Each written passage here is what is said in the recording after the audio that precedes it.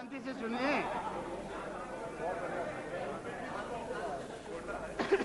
इस कोलाहल के बाद अगर सदन मुझे शांति से सुनने के लिए मन बना सके तो मैं बड़ा आभारी हूंगा।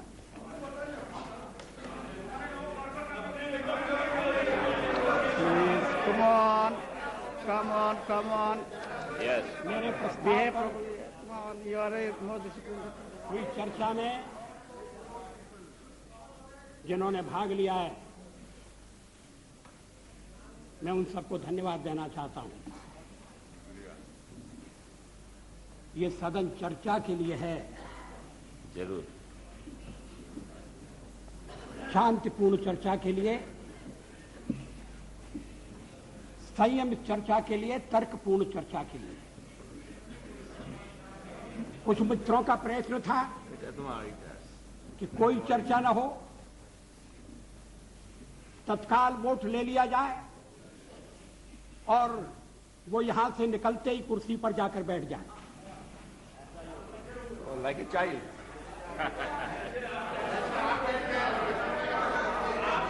उधर से आवाज आ रही है कि ऐसा ही होगा। जैसे आप बैठ गए और आवाज आ रही है कांग्रेस के बेंचों से। हमारे और मित्र थोड़ा सा सावधान रहें। अध्यक्ष महोदय, पार्लियामेंट में मैंने 40 साल गुजारे। ऐसे क्षण बार बार आए। सरकारें बनी हैं, बदली हैं, नई सरकारों का गठन हुआ है। अभी बैचलर हो गया। लेकिन लोकतंत्र No, please don't make this kind of remarks. No, it's okay. लेकिन हर कठिन परिस्थिति में से भारत का लोकतंत्र बलशाली होकर निकला है और मुझे विश्वास है कि इस परीक्षा में से भी बलशाली होकर निकलेगा।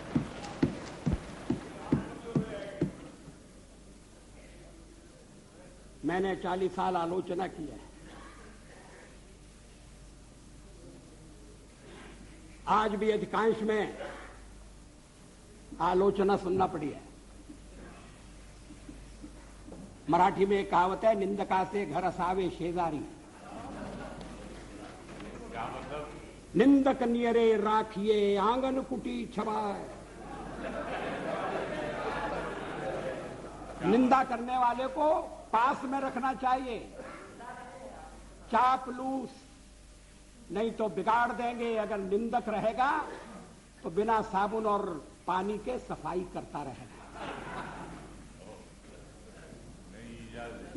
जिन मित्रों ने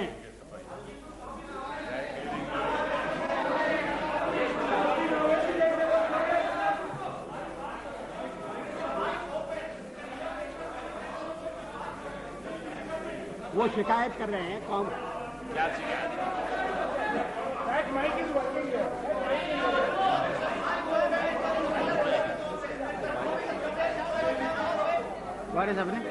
अध्यक्ष महोदय,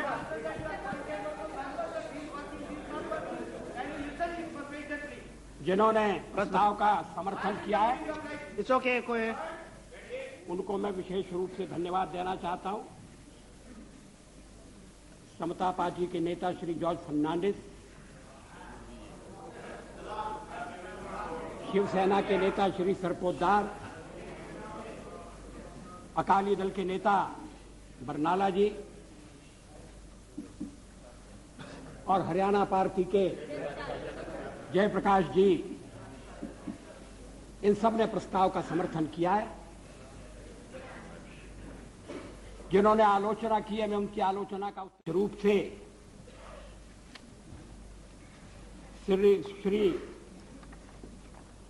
मरसोली मारान, थिरु मरसोली मारान, उनका उल्लेख करना चाहता हूं। I have a special word of gratitude for my dear friend, Shri Marasoli Maran. I stand corrected. Despite our differences on certain issues, he was generous enough to set the record straight on the issue of horse trading by stating categorically that we did not use suitcases to convert our minority into majority. He has in fact demolished the baseless and politically motivated allegation leveled by some members. I am also glad that Thirumaran has taken note of our resolve to restore the balance of resources in favor of states. We have always held the opinion that the center cannot be strong if the states are weak. Thirumaran is disturbed over our advocacy of one nation, one people, one culture. I am happy that he shares our perception of one nation. But I must say that he has got it all wrong on our interpretation of one people and one culture. I categorically state here that BJP does not stand for uniformity. We recognize the celebrated India's plural, multi-religious, multilingual, and multi-ethnic character. This view is best reflected in a poem by one of India's greatest poets, Subramanya Bharati. The poem is entitled Antai, or My Mother. Bharati says, I would like to read in Tamil. Muppadu Kodi Muhyamuyalan Uir Mohipuram Andra Deyal Ivar Chappumoji Padinet Deyal Anil Chindanai Andra Deyal.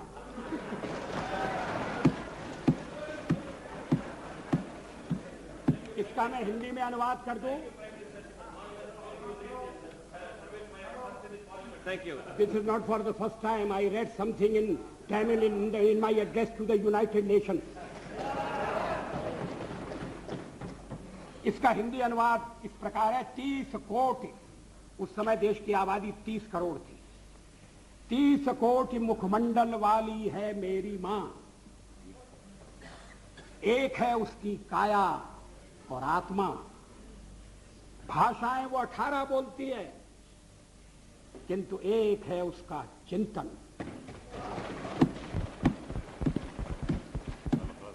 मित्रों, सभा अध्यक्ष महोदय,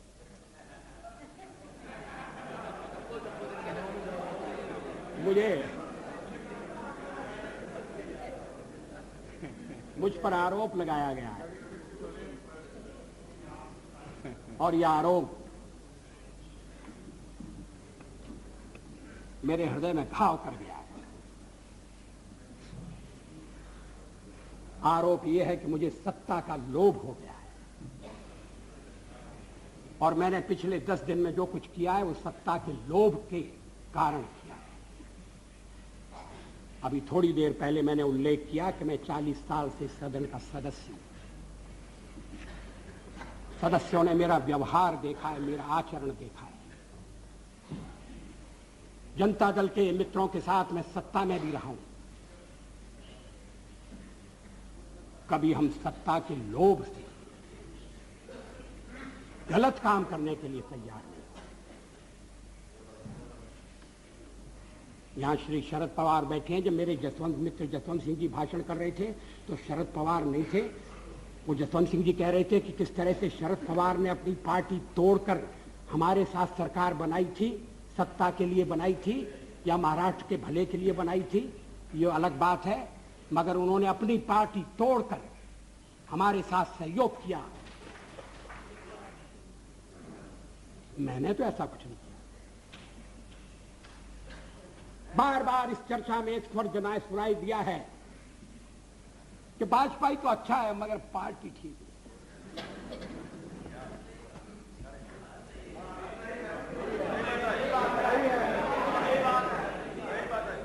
अच्छा, तो अच्छे वाजपेयी का आप क्या करने का इरादा रखते हैं?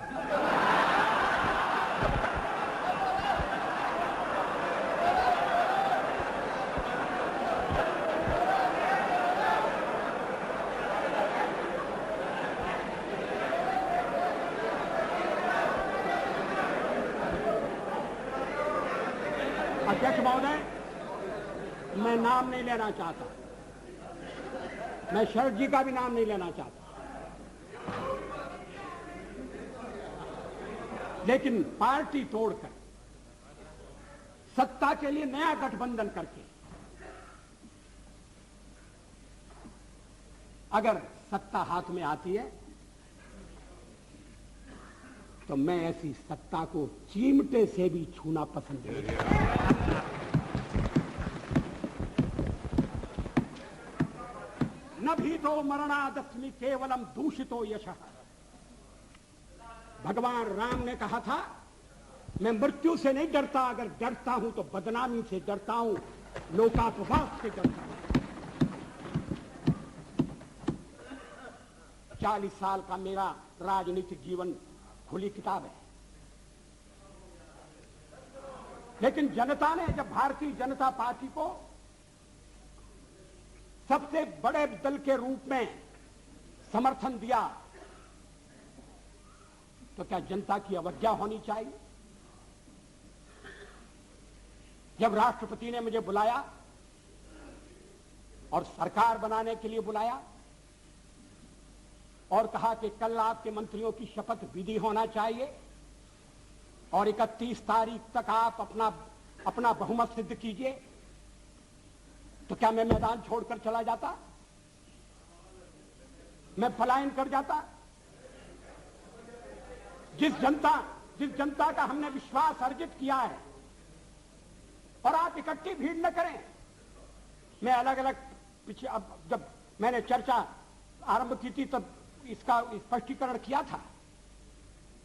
क्या यह तथ्य नहीं है कि हम सबसे बड़े दल के रूप में उभरे हैं?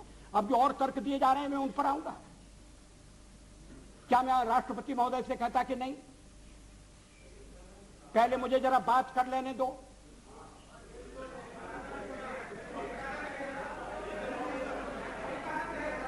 जब वो कह रहे हैं कि कल शपथ विधि होगी और मुझे समय दे रहे हैं 31 तारीख तक का, तो मैंने कहा कि 31 तारीख के जो समय दिया जा रहा है उसका मैं सदुपयोग करूंगा, अन्य दलों से चर्चा करूंगा, उनका समर्थन प्राप्त करने का प्रयास करूंगा, एक कॉमन प्रोग्राम के आधार पर हम आगे बढ़ सकें, इस तरह का वातावरण बनाने की कोशिश करूंगा। इसमें क्या आपत्ति की बात है? इसमें कौन सा सत्ता का लोभ है? और फैसला केवल मेरा अकेला नहीं था, पार्टी का फैसला था। अध्यक्ष महोदय, आखिर जब एक बार 31 तारीख शक्ति परीक्षण के लिए तय हो गई, और शक्ति परीक्षण पार्लियामेंट में ही हो सकता है, राष्ट्रपति भवन में या राजभवन में हो, या तो इसका तो हमने कभी प्रतिपादन नहीं किया, तो सदन की बैठक बुलाना जरूरी था। सदन की बैठक में राष्ट्रपति का अभिभाषण जरूरी था। हम तो कोई और भी काम रख सकते थे, कम से कम राष्ट्रपति को उनके अभिभाषण के लिए धन्यवाद देने का काम तो रख ही सकते थे। लेकिन ऐसा आपने ऐसा नहीं होने दिया, और मैंने भी संदेह पैदा हो इसलिए इस बात पर जोर नहीं दिया। जल्दी से जल्दी पहला अवसर, और इसलिए 27 तारीख और 28 को आज फैसला होने जा रहा है। हम बल दे सकते थे कि नहीं, हमें 31 तक का समय दिया गया है, हम कुर्सी पर बैठे रहेंगे। अध्यक्ष महोदय, कमर के नीचे वार नहीं होना चाहिए, नियत पर शक नहीं होना चाहिए। मैंने ये खेल नहीं किया है, मैं आगे भी नहीं करूंगा। लोकतंत्र एक व्यवस्था है। अब कहा, अब गिनाया जा रहा है आपको कितने % वोट मिले। हमने जो वेस्टमिनिस्टर की पद्धति अपनाई है उसमें वोट नहीं गिने जाते हैं, प्रतिशत नहीं देखा जाता है, उसमें सीटें देखी जाती हैं। दोनों काम साथ नहीं हो सकते। ये कोई लिस्ट पद्धति वाला प्रोपोर्शनल रिप्रेजेंटेशन नहीं है। और मैं इस पद्धति के दोषों को पहले से इंगित करता रहा हूं। कभी कभी ऐसा हो सकता है कि जिस दल को देश में बहुमत न हो वो दल अधिक सीटें लेने में सफल हो जाए। कभी कभी ऐसा भी हो सकता है कि वोट ज्यादा हो और सीटें कम हो। 1% वोट के अंतर से केरल में संयुक्त सरकार बनी, एक सरकार हट गई। 1% वोट का फर्क था। अब ये जो सीटों का अंतर है इसको मानकर चलना पड़ेगा। अब इस समय आप कहें आपके वोट कितने, तो फिर मैं गिनाता हूं आपके अलग अलग वोट कितने, और वो गिनती आपके लिए घाटे की गिनती होगी। लेकिन आप कह रहे हैं कि नहीं हम तो इकट्ठे हो रहे हैं। किस लिए इकट्ठे हो रहे हैं? क्या देश में स्थिर सरकार देने के लिए इकट्ठे हो रहे हैं? जवाबदेह सरकार देने के लिए इकट्ठे हो रहे हैं? मैं फिर उसको दोहराना नहीं चाहता। आपका अभी तक कार्यक्रम नहीं बना है।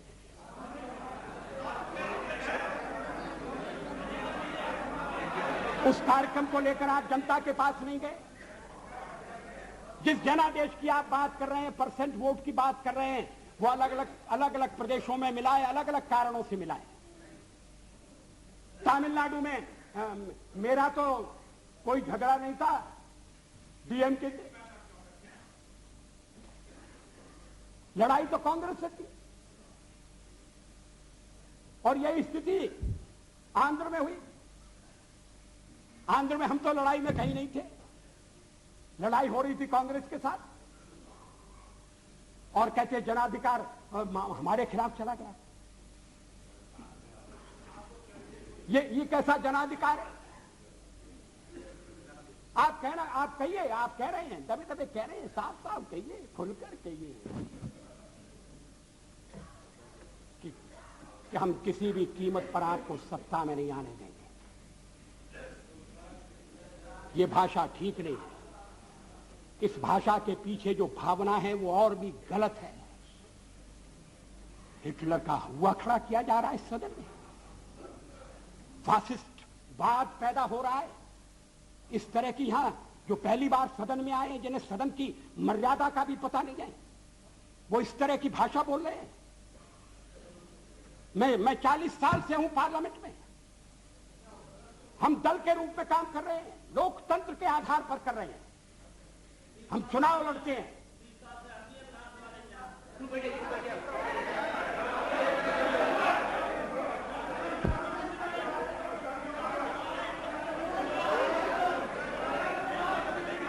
प्लीज अध्यक्ष महोदय, please have patience to listen. गठबंधन बनाकर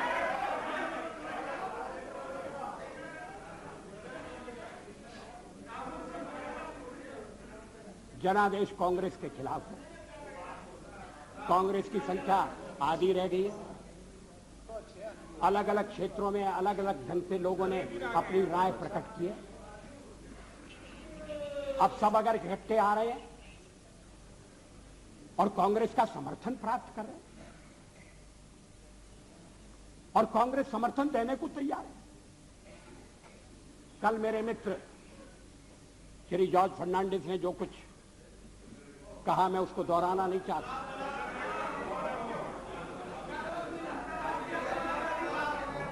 अगर आप चाहें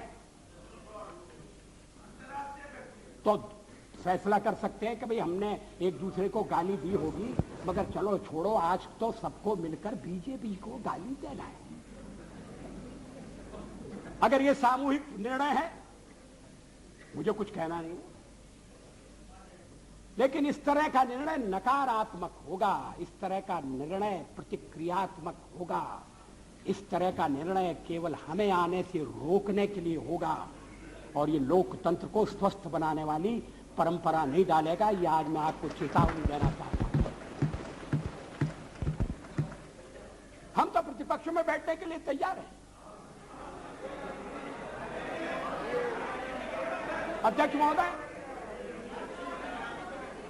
जब मैं राजनीति में आया, मैंने कभी सोचा भी नहीं था कि मैं एमपी बनूंगा। मैं पत्रकार था, और ये राजनीति, जिस तरह की राजनीति चल रही है, मुझे रास नहीं आती।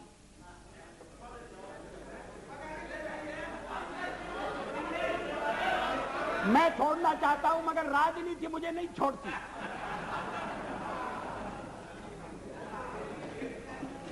विरोधी दल का नेता हुआ, आज प्रधानमंत्री हूं, थोड़ी देर बाद नहीं रहूंगा।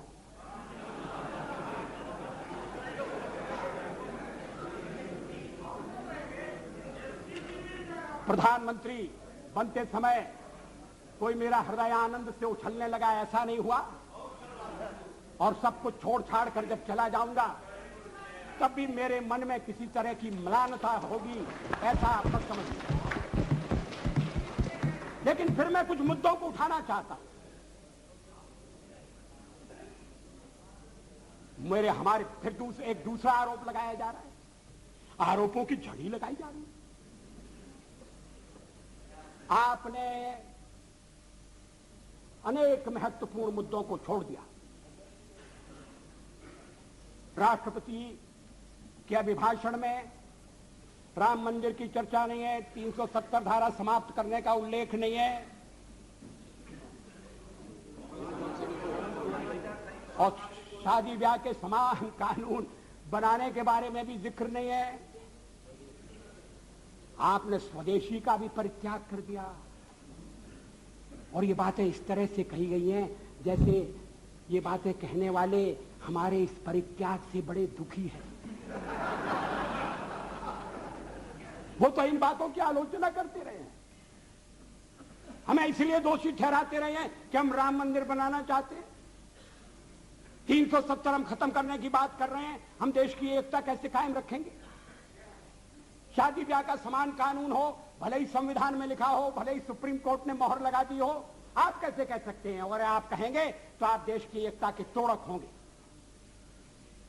और हम अगर कहते हैं कि नहीं, ये हमारे इस समय के कार्यक्रम में नहीं है, हाँ इस समय का इसलिए कि हमें बहुमत नहीं है। हाँ सही है, कोई छुपाने की बात नहीं।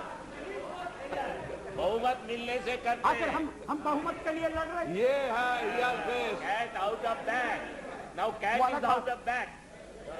आखिर हम बहुमत, आखिर हमें जो जनमत मिला है, अगर आपको उस जनमत ने स्वीकार कर दिया है तो हमें भी पूरी तरह स्वीकार नहीं किया। हम तो बहुमत चाहते थे लेकिन बहुमत हमें नहीं मिला। अब हम सबसे बड़े दल के रूप में उभरे हैं तो हमारा प्रयास है कि कोई आम सहमति से कोई चीज बने, कोई चीज चले। और इसीलिए हमने विवाद की बातों का उल्लेख नहीं किया। इस पर क्या आपत्ति है? अभी यूनाइटेड फ्रंट बनने जा रहा है, बहुत अच्छा, बन गया तो बहुत अच्छा। अभी कार्यक्रम बनने वाला है, वो भी बन गया। तो क्या उस कार्यक्रम में Marxist party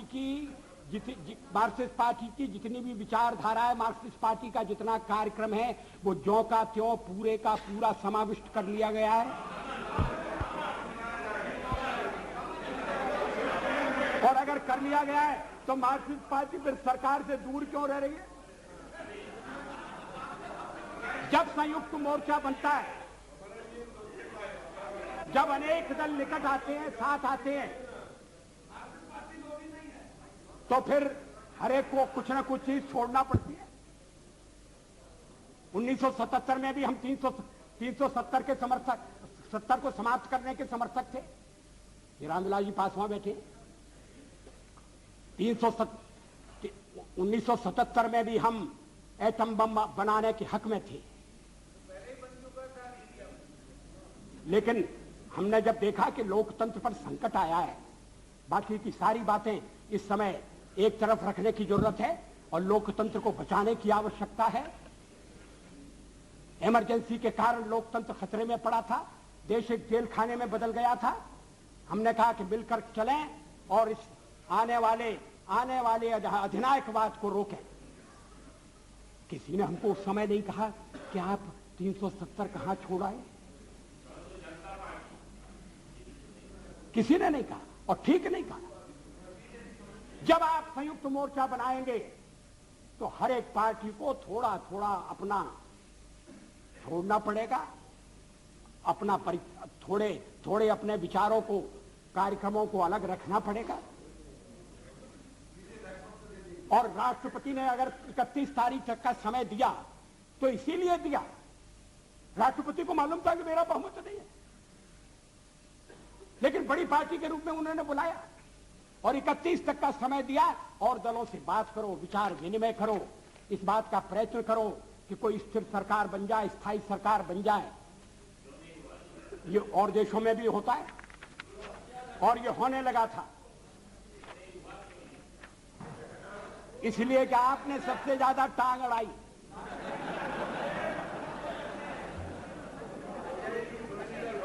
Totally isolated in the country. Why don't you consider that? We are not isolated. Yes, you are. Totally isolated. हमारे समर्थन में इस समय ये बात ठीक है, हमारे साथ कोई नहीं है। और फिर जब हम कहें कि हमारे साथ अकाली दल है जो अभी चुनाव जीत कर आया है, He is not pro BJP, he is anti Congress. That is why he is. you are pro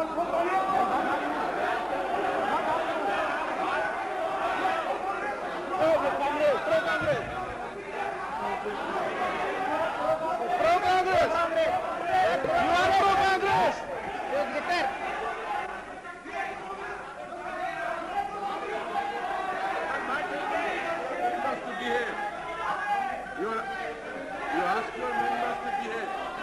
You are here 40 years, I am also here for 25 years.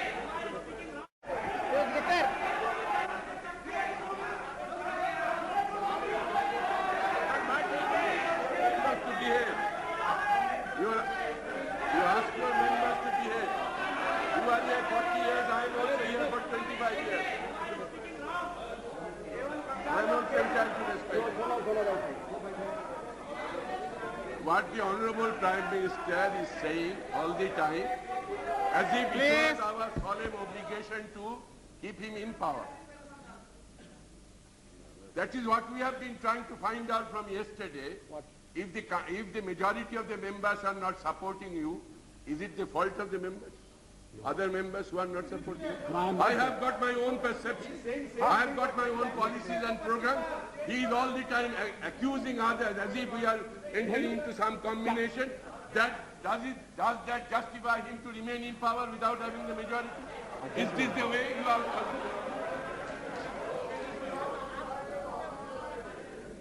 कल से मैं आलोचना सुन रहा हूं और जरा सी आलोचना इनसे सहन नहीं हो रही है।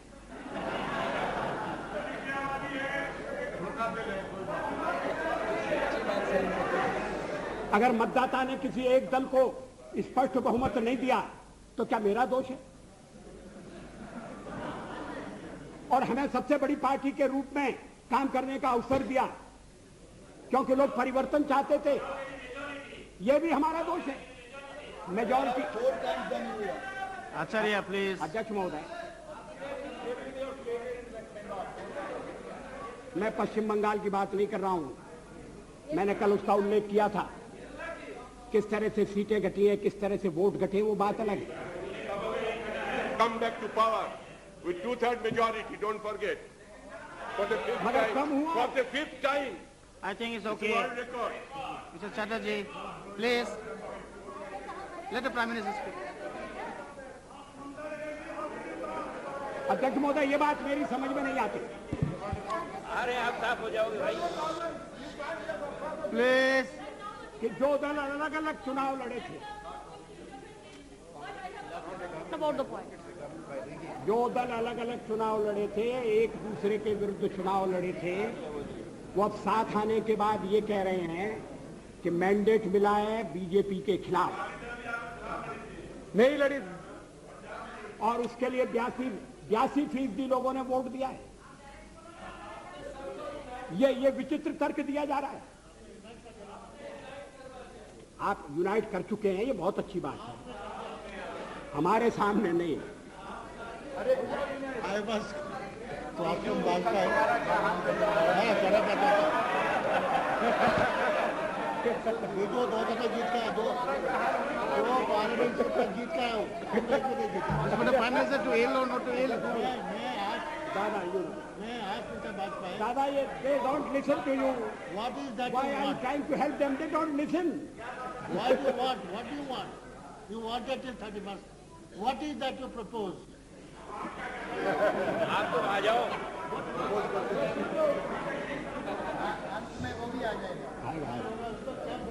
Have some patience. Let the Prime Minister continue. Please continue. मगर इतनी चर्चा चली, पहले तो आप चर्चा ही नहीं चाहते थे, और चर्चा चली तो सदस्यों ने रुचि ली और अच्छी बहस हुई, और निर्णय का वक्त आ जाएगा, आ गया. अभी भी आपको परेशानी हो रही है इतनी जल्दी सत्ता में जाने की. मुझे वो दिन याद है जब जनता पार्टी को तोड़कर आप चौधरी चरण सिंह जी को साउथ ब्लॉक ले गए थे और उनकी कुर्सी के पीछे खड़े होकर आपने फोटो खिंचवाया.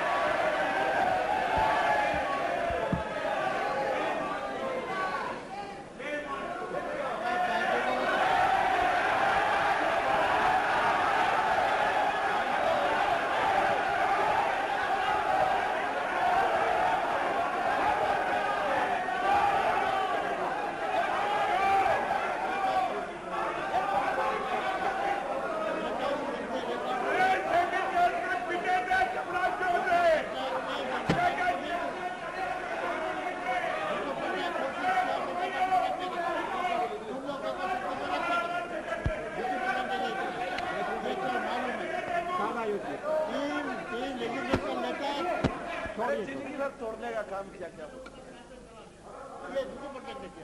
मैंने तो भय कर दिया. अध्यक्ष महोदय, मैंने कर दिया. I think Mr. Patnaik, How can you say that? Mr. Patnaik, prime minister How बोल can रहे you हैं. say this? Mr. Patnaik, please sit down. Please sit down. Let the Prime Minister continue. Please. अध्यक्ष महोदय, मुझे अपना बहुमत बनाने के लिए जो समय मिला था मैंने उसका उपयोग किया. मैंने अनेक दलों से अलग अलग बातें की. कुछ दल हमारे साथ आए हैं, कुछ दलों ने अपनी कठिनाई प्रकट की है. कुछ दलों का कहना है कि आपके साथ आने में हमें एक ही आपत्ति है कि हमारे कुछ वोट जाने का खतरा है. भारतीय जनता पार्टी के सहयोग के कारण अगर वोट जाते हैं, मैं समझ सकता हूं कि हर राजनीतिक दल को वोटों की चिंता करनी है, मगर ये वोटों का खेल किस सीमा तक जाएगा, किस हद तक जाएगा? क्या इसके सामने देश हितों की उपेक्षा कर दी जाएगी? हम माइनॉरिटीज की बात करते हैं कि उन्हें पूरा संरक्षण मिलना चाहिए, बराबर का अवसर मिलना चाहिए, अधिकार होना चाहिए, तो हमें कहा जाता है कि हम जो कुछ कहते हैं उस पर आचरण नहीं करते. आखिर सदन में बातचीत हो सकती है, चर्चा हो सकती है. जिन प्रदेशों में हमारी सरकारें मिली है, बनी है, वहां आचरण हो सकता है. और आप हमें केंद्र में समय देकर देखो और हम सारी बातें अमल में लाकर दिखा देंगे. मगर ये मेरी समझ में नहीं आया कि जो सबसे बड़ी माइनॉरिटी है उसकी तो चिंता है, मगर जो 2% है, अभी बरनाला जी का दर्द आपने सुना, उसकी पीड़ा नहीं. अध्यक्ष महोदय, मुझे वो दिन याद है, दिल्ली में दंगों के बाद और सिख भाइयों के कत्लेआम के बाद मेरा भाजपा का एक कार्यकर्ता मुझसे रात के अंधेरे में मिलने के लिए आया. मैं उसको पहचान नहीं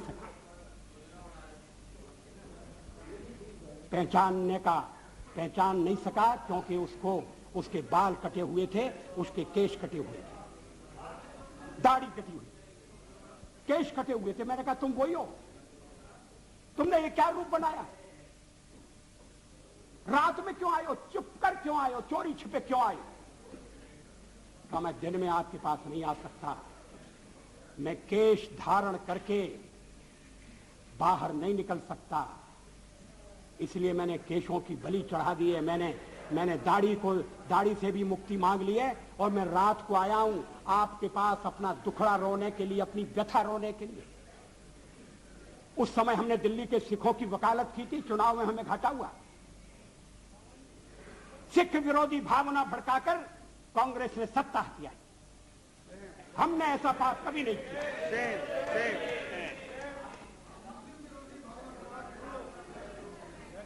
दोनों गलत है, मगर आप सिखों पर हुए अत्याचार की निंदा नहीं करते, नहीं करते। बिल्कुल करते हैं, नहीं 10 साल बहुत बार किए हैं, हाउस में किए हैं, सर ये कितने बार किए हैं। पार्लियामेंट में कब किया, हाउस में कब अभी किया? सारे अपराधी पकड़े नहीं गए। Number of times, नहीं सोचते। number of times we raised this issue. देखो बात कैसा हुआ। Why is making such allegation? देखिए अब सिखों को मुलायम जी मेरे मित्र, मेरे मित्र, आज भाजपा ही बन करके प्लीज और उन्होंने सिखों को लखनऊ में लूटा। और वही एमपी में बना रहे। हम नाम बता सकते हैं। Please sit down please sit down. चलो मेरे मित्र श्री मुलायम सिंह जी इस मामले में न बोले तो ज्यादा अच्छा होगा। उनके शासनकाल में, प्लीज सिट डाउन। उनके Come शासनकाल on! में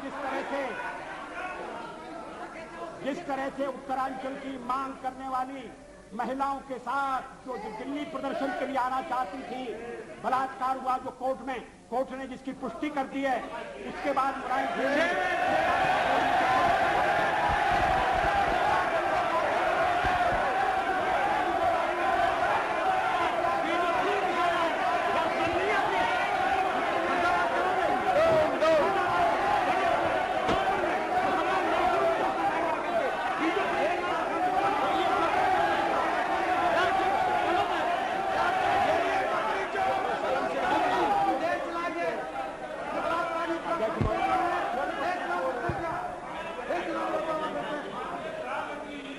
सूरत की चर्चा करें जहां भाजपा के लोगों ने मुसलमान लोगों को रखा हुआ है।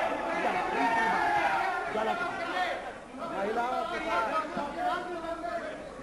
अध्यक्ष महोदय please sit down please sit down. You have made it your point. Please please no please sit down. No no ये सभी मित्र कल से लेकर आज तक बोलते रहे। अब मेरी बारी आई है, अब मेरी बारी आई है तो ये मेरा मुंह बंद करना चाहते हैं, ये होने वाला नहीं है।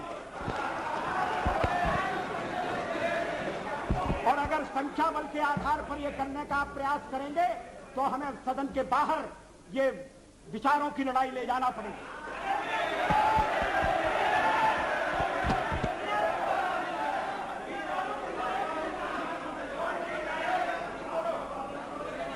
अध्यक्ष महोदय,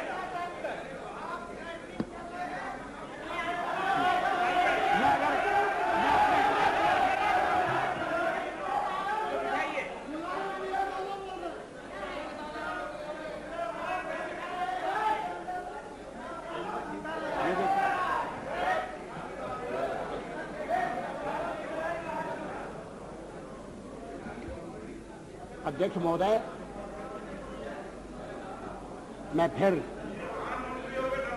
प्लीज जहां से मैंने आरंभ किया था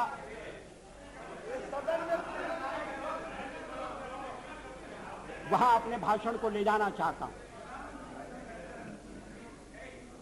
देश में ध्रुवीकरण नहीं होना चाहिए,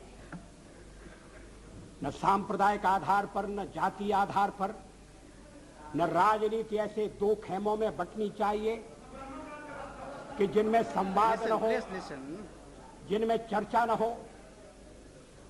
देश आज संकटों से घिरा है और ये संकट हमने पैदा नहीं किए। जब जब कभी आवश्यकता पड़ी संकटों के निराकरण में हमने उस समय की सरकार की मदद की है। उस समय के प्रधानमंत्री नरसिंह राव जी ने भारत का पक्ष रखने के लिए मुझे विरोधी दल के नेता के नाते जेनेवा भेजा था और पाकिस्तानी उसे देखकर चमत्कृत रह गए। उन्होंने कहा कि ये कहां से आए हैं, क्योंकि उनके यहां विरोधी दल का नेता ऐसे राष्ट्रीय कार्य में भी सहयोग देने के लिए तैयार नहीं होता, वो हर जगह अपने सरकार को गिराने के काम में लगा रहता है। ये हमारी परंपरा नहीं है, ये हमारी प्रकृति नहीं है। और मैं चाहता हूं ये परंपरा बनी रहे, ये प्रकृति बनी रहे। सत्ता का खेल तो चलेगा, सरकारें आएंगी जाएंगी, पार्टियां बनेगी बिगड़ेंगी, मगर ये देश रहना चाहिए, इस देश का लोकतंत्र अमर रहना चाहिए। क्या ये आज के वातावरण में कठिन काम नहीं हो गया है? ये चर्चा तो आज समाप्त हो जाएगी, मगर कल से जो अध्याय शुरू होगा उस अध्याय पर थोड़ा गौर करने की जरूरत है। ये कटुता बढ़ना नहीं चाहिए। मैं नहीं जानता यूनाइटेड फ्रंट ने श्री देवेगौड़ा को किस आधार पर अपना चौथे नंबर का नेता चुना है। वो यूनाइटेड फ्रंट की फर्स्ट चॉइस नहीं थे, वो तो फोर्थ चॉइस थे। मगर जो इनकी फोर्थ चॉइस थे, अब वो देश की फर्स्ट चॉइस होने वाले हैं। मैं समझ सकता था नहीं, और उसका कारण ये है, अध्यक्ष महोदय मुझे खेद है,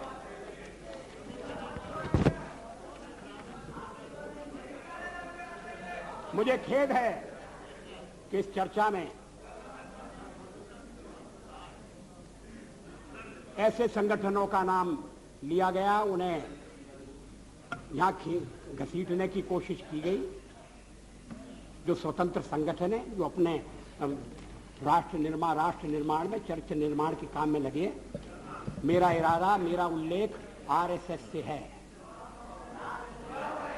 आरएसएस के विचारों से किसी का मतभेद हो सकता है, लेकिन आरएसएस पर जिस तरह के आरोप लगाए गए, उन तरह के आरोपों की कोई आवश्यकता नहीं थी। और कांग्रेस पार्टी में और दलों में भी आरएसएस के रचनात्मक काम के लिए लोगों के दिलों में आदर है, सहयोग है। अगर वो दुखियों की बस्ती में जाकर काम करते हैं, अगर वो जाकर आदिवासी इलाकों में शिक्षा का प्रसार करते हैं, तो इसके लिए उनका अभिनंदन होना चाहिए, इसलिए उनको पूरा सहयोग दिया जाना चाहिए। अध्यक्ष महोदय, और यूनाइटेड फ्रंट में भी आप जिन्हें नेता बनाने जा रहे हैं श्री देवेगौड़ा जी, वो भी आरएसएस की अच्छाइयों से परिचित हैं और आरएसएस की प्रशंसा कर चुके हैं।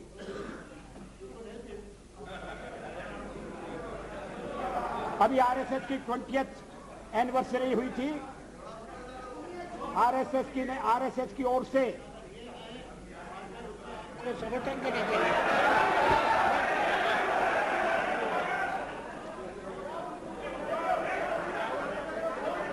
अध्यक्ष महोदय, अब देवे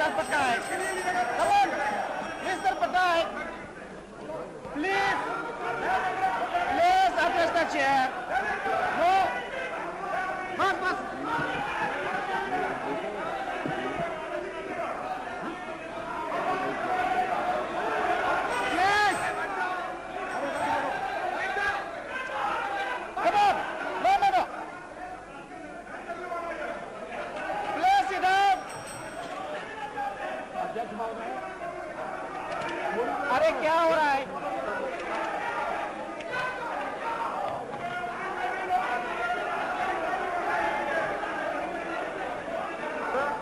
कल मंत्रिमंडल बन जाएगा, लड़ने लगोगे, आज खड़े होते हो साथ में।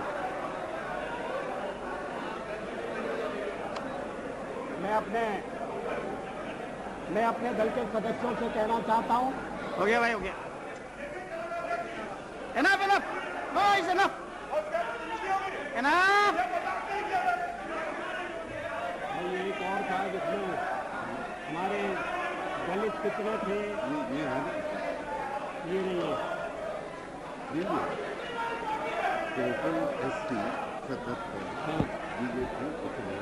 अध्यक्ष महोदय,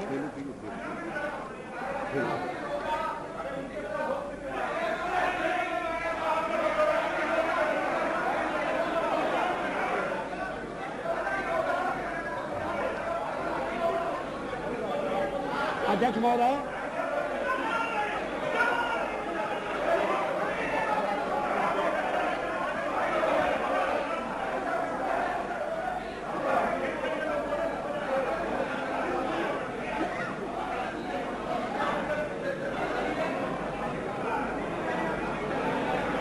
अध्यक्ष महोदय, Order, please. मेरे मित्रों को समझना चाहिए कि मैं भी निर्वाचित होकर आया हूं। उन्हें यह भी समझना चाहिए कि मैं सबसे बड़ी पार्टी के नेता के नाते राष्ट्रपति महोदय द्वारा प्रधानमंत्री नियुक्त हुआ हूं। प्रधानमंत्री के निर्देश के कारण और निर्देश के आधार पर मैं विश्वास मत लेकर आया हूं। राष्ट्रपति, अब अगर चर्चा होती है और उसमें बिजू पटनायक जैसा वरिष्ठ नेता मुझे टोकता है। Please, Mr. Patnaik, you don't have to react for everything. Mr. Patnaik, you are the one of the senior most leaders of the country. Please, you don't have to react for everything. अध्यक्ष महोदय, मैं इस बात का उल्लेख कर रहा था कि इस देश में जो देशभक्त हैं, विवेकवान हैं और जो अंतःकरण से भारत का भला चाहते हैं, वो आरएसएस के संपर्क में आए। वो जानते हैं कि संगठन देश हित की सेवा के लिए समर्पित है। और और मैं इसका ताजा उदाहरण देता हूं।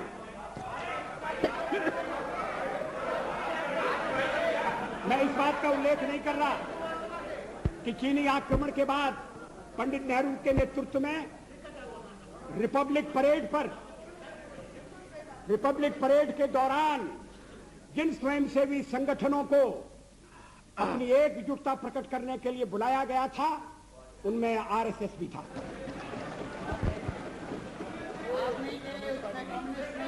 स्वर्गीय, उसमें कम्युनिस्ट नहीं थे। कम्युनिस्ट तो क्या भूमिका अदा कर रहे थे मैं कहना नहीं चाहता। श्री लाल बहादुर शास्त्री के जमाने में वो भी भारत के प्रधानमंत्री थे, लोकप्रिय प्रधानमंत्री थे। जब देश पाकिस्तान के साथ हमारी लड़ाई हुई और उन्हें दिल्ली में कंट्रोल करने के लिए और ऐसे शिक्षित लोगों की आवश्यकता थी, तो आरएसएस के स्वयंसेवक या कंट्रोल करते थे, ट्रैफिक को कंट्रोल करते थे। किसी ने उन पर आपत्ति नहीं की। अभी इमरजेंसी के खिलाफ अभी बेंगलोर में एक सम्मेलन हुआ था और जिसको संज्ञा दी गई थी सेकंड फ्रीडम स्ट्रगल की, और उसमें श्री देवेगौड़ा उपस्थित थे। उन्होंने जो भाषण दिया उसका अंश मेरे पास है। मैं कोट कर रहा हूं, RSS is a spotless organisation. In my 40 years, वो तो देवेगौड़ा जी तो यहाँ है नहीं।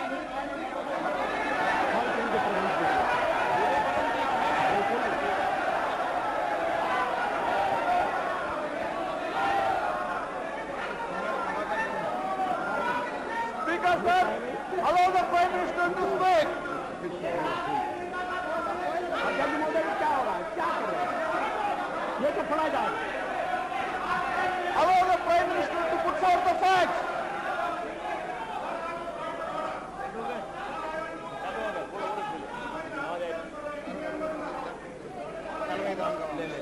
Why don't you take out your rule book? Why don't you take out your procedure of the...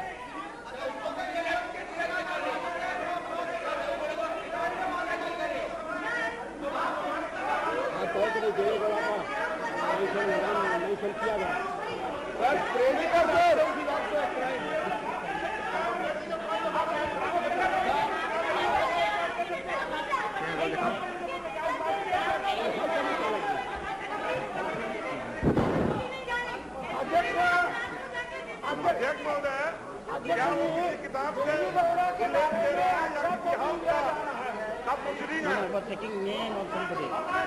What is the rule about taking name of somebody?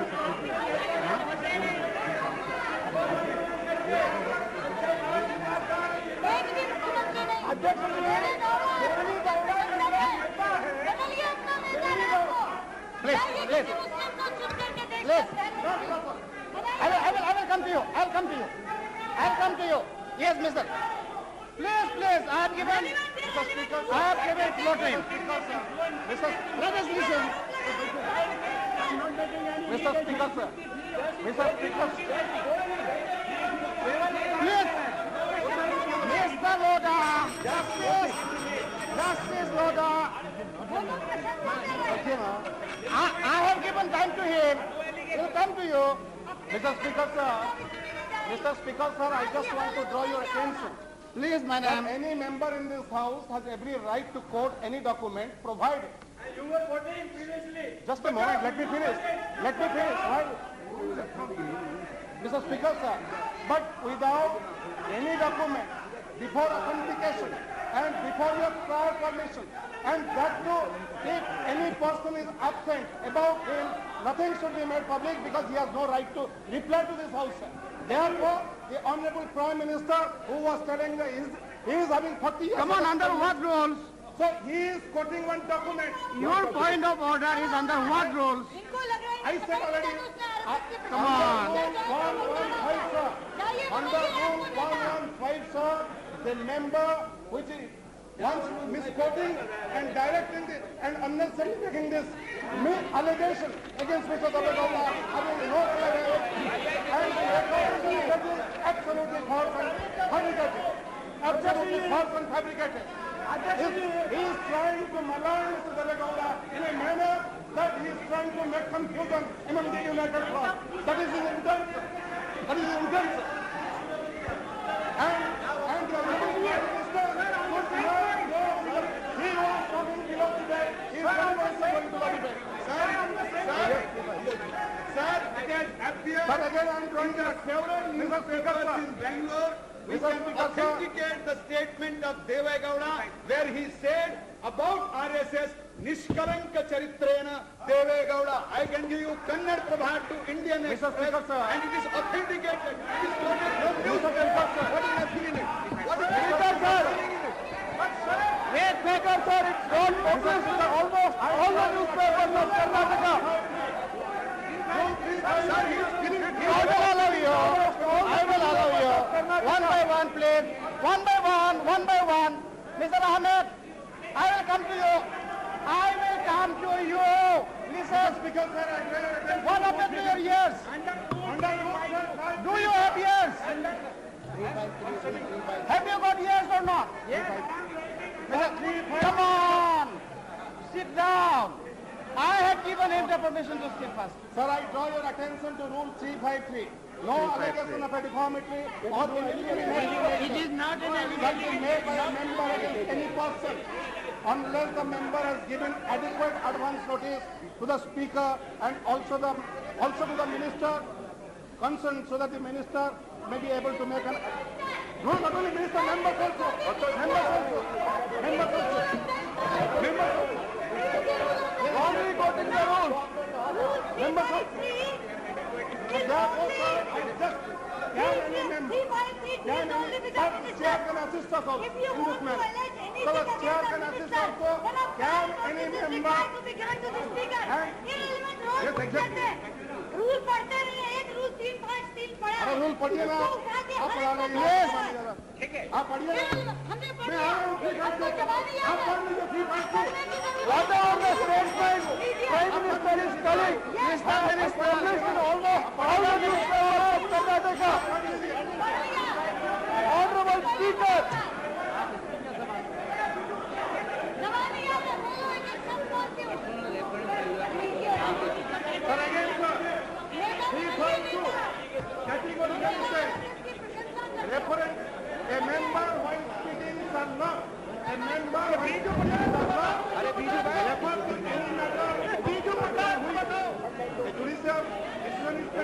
make personal reference by your... अरे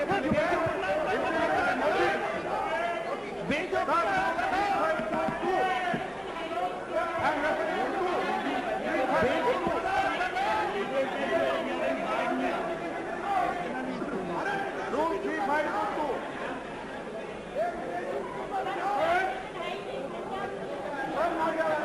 विदेशी बीजी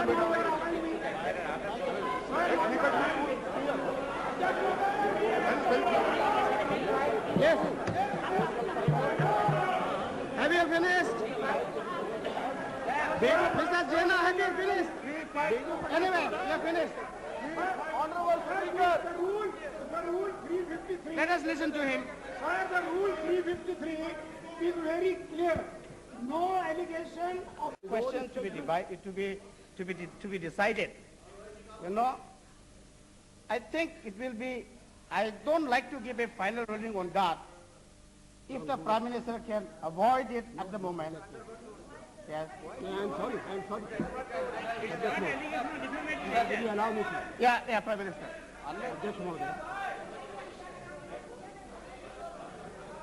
मैं बेंगलोर में आयोजित एक समारोह का उल्लेख कर रहा हूं, जिस समारोह में अन्य लोगों के अलावा श्री देवेगौड़ा उपस्थित थे। वो इमरजेंसी के खिलाफ आयोजित समारोह था। वो उस समारोह की तारीख है 26 जून 1995। अगर श्री देवेगौड़ा का बयान गलत होता, अगर जो अखबार में छपाए, और क्या सब अखबारों में गलत बयान छपता? आप सुनिए। No, please. अध्यक्ष महोदय, इस बयान का कोई खंडन नहीं आया। श्री देवेगौड़ा अगर इस बयान को गलत समझते, अगर ये मिस रिपोर्ट हुआ है, तो खंडन भेज सकते थे, क्लैरिफिकेशन भेज सकते थे। ऐसा तो उन्होंने नहीं किया। अब अध्यक्ष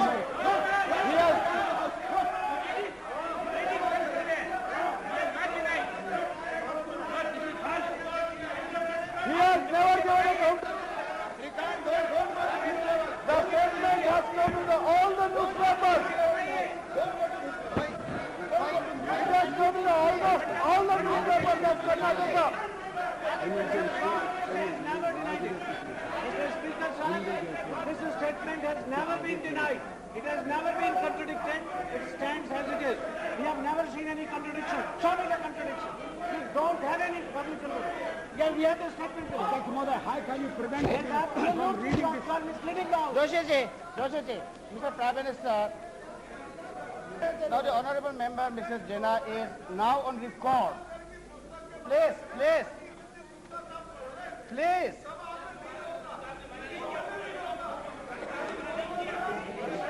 अरे सुनो भाई, क्या आप लोग क्या बात कर रहा है? Please tell them. Sir, we have an audio and video cassette of that program. We have the audio and video cassette of that program. What he is saying, I'm ready to submit to the House the audio and video cassette of the program. What the regular says. We have an audio and video cassette. What he's talking about.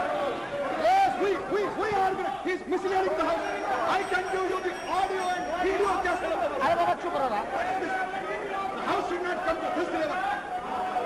I can give the audio and video cassette. हमने programme किया, we organize the program. He can't go over all this. I have the audio and video cassette. Let him give it to them.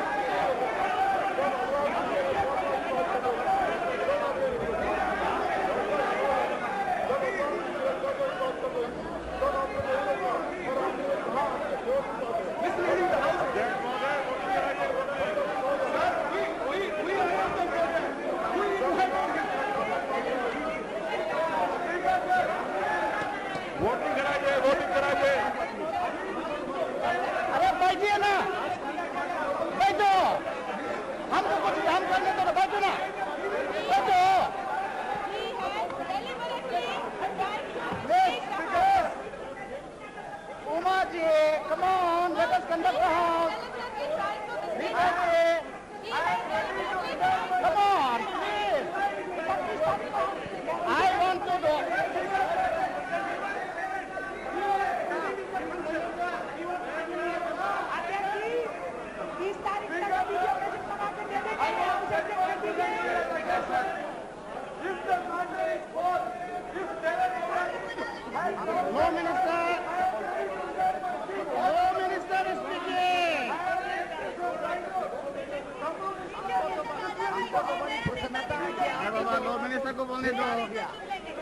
कानून मंत्री जी को बोलने दो। Are you finished?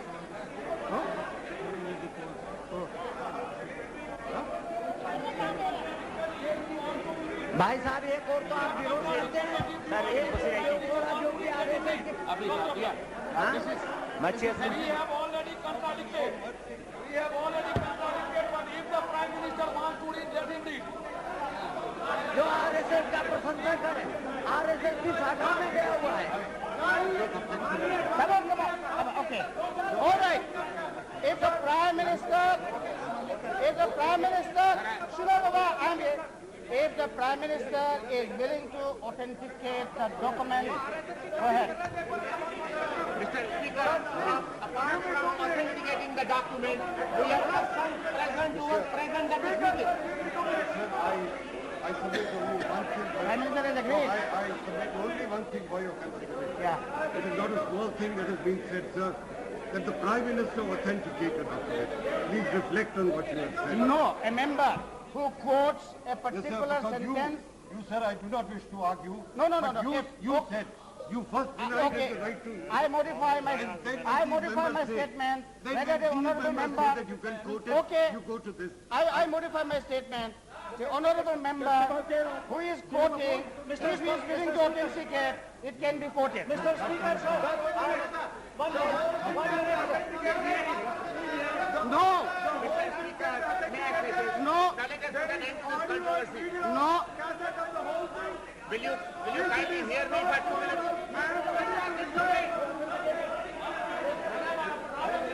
Mr. Speaker, I insist that you hear us.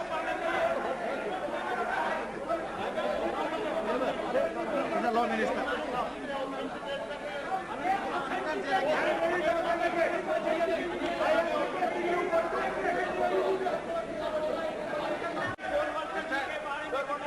I have allowed the Prime Minister to quote it. Yes. He can quote. And he is doing it as a right, not by grace of anyone. He is reading this document as a matter of right, not as a matter of grace from anybody. I have allowed you, sir, to quote.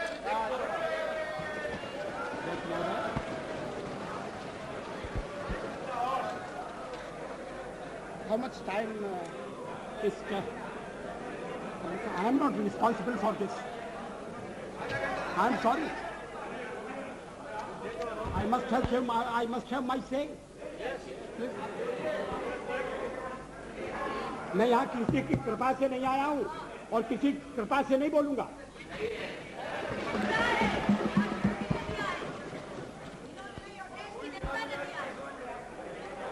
इस चर्चा में RSS का नाम मैंने नहीं लिया। इस चर्चा में आरएसएस का नाम कॉमरेड इंद्रजीत गुप्ता ने लिया।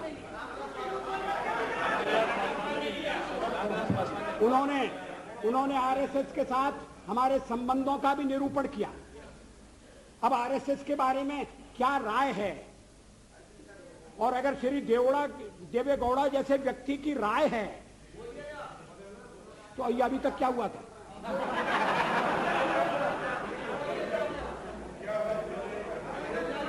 अध्यक्ष महोदय, और बीच में ये कहा गया कि ये गलत है, और उस समय मैंने निवेदन किया कि 26 जून 1995 का फंक्शन है, 1995 का 1977 के बारे में। Who were present at that function Please. are present in the house. Please, let the Prime Minister speak. You must have confidence in your Prime Minister.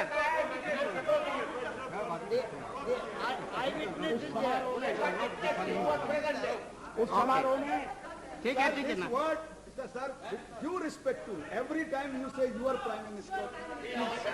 Our Prime Minister. Prime Minister is Prime Minister. Okay, Prime Minister. Till then, you should not say your Prime Minister. Prime Minister, yes. Please. अध्यक्ष महोदय, RSS ये देवेगौड़ा ने जो कुछ कहा वो इस प्रकार है। RSS is a spotless organisation. In my 40 years long political life, not even once I have criticized RSS. The Chief Minister said that he is telling this with utmost responsibility. He said that he had no two opinions regarding RSS active role during emergency. People who were with Mrs. Gandhi during emergency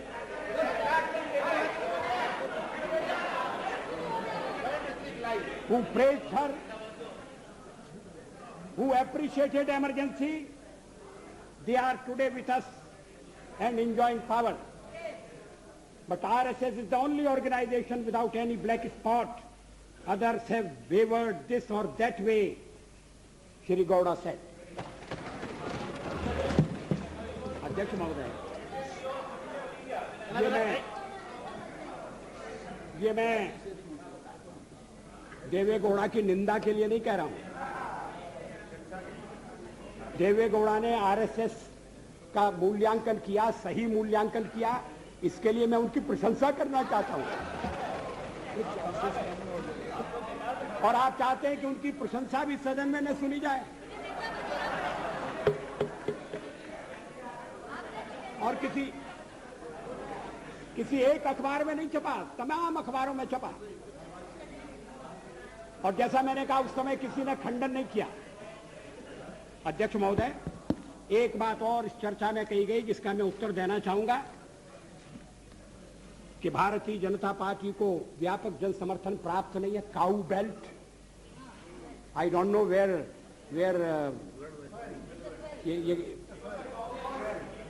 ये cow belt है, cow belt का समर्थन है।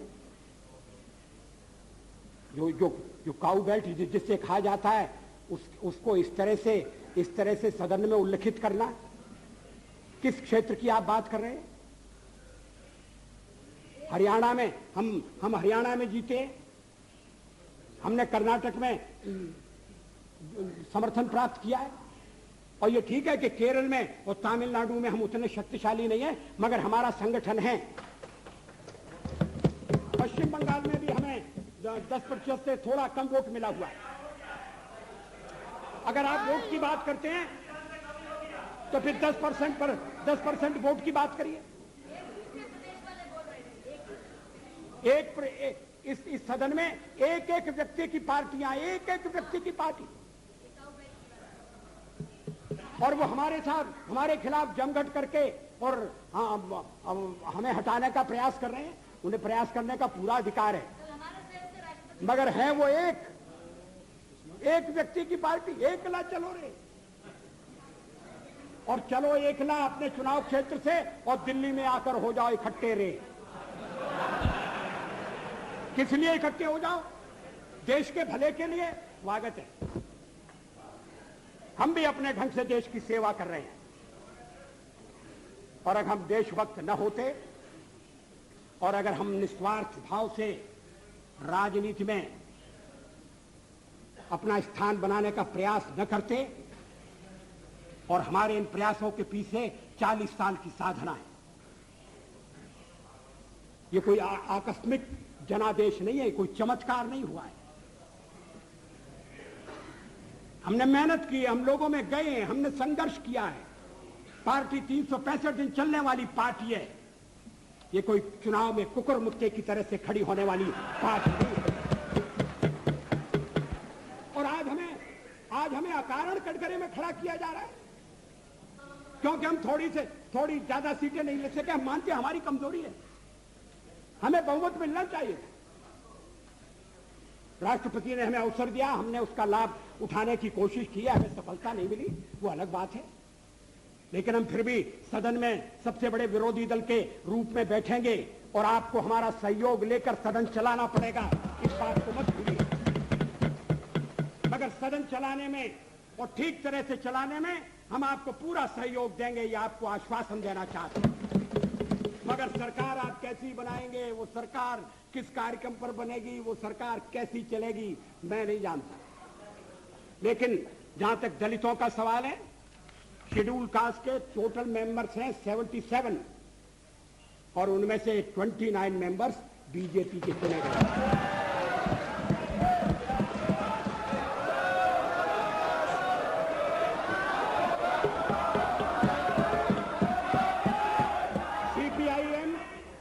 CPIM के 5 member हैं, CPI 1 member है, Congress 15 member है, Janata Dal 7 member है और सबसे ज्यादा हमारे मेंबर हैं।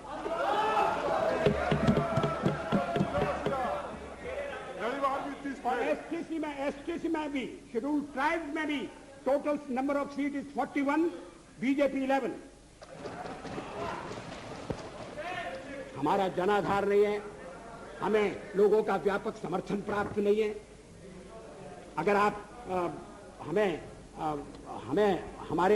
हमें छोड़कर सत्ता बनाना चाहते हैं और आप समझते हैं कि वो सरकार टिकाऊ होगी, मुझे तो उसके टिकने के लक्षण नहीं दिखाई देते। वो पहले तो उसका जन्म लेना कठिन है, जन्म लेने के बाद जीवित रहना कठिन है, और ये सरकार अंतर विरोधों में घिरी हुई देश का कितना लाभ कर सकेगी, ये एक प्रश्नवाचक चिन्ह है। हर बात के लिए आपको कांग्रेस के पास दौड़ना पड़ेगा, और जब आप उन पर निर्भर हो जाएंगे, अभी तो मैं नहीं जानता, पहले चर्चा हुई कि कुछ शर्तें लगाई जा रही, फिर चर्चा हुई कि कोऑर्डिनेटिंग कमेटी बनाना पड़ेगी। फ्लोर पर भी हम लोग कोऑर्डिनेशन करते हैं, उसके बिना तो सदन नहीं चलता। आप सारा देश चलाना चाहते हैं, बड़ी अच्छी बात है, हमारी शुभकामनाएं आपके साथ हैं। हम अपने देश की सेवा के कार्य में जुटे रहेंगे।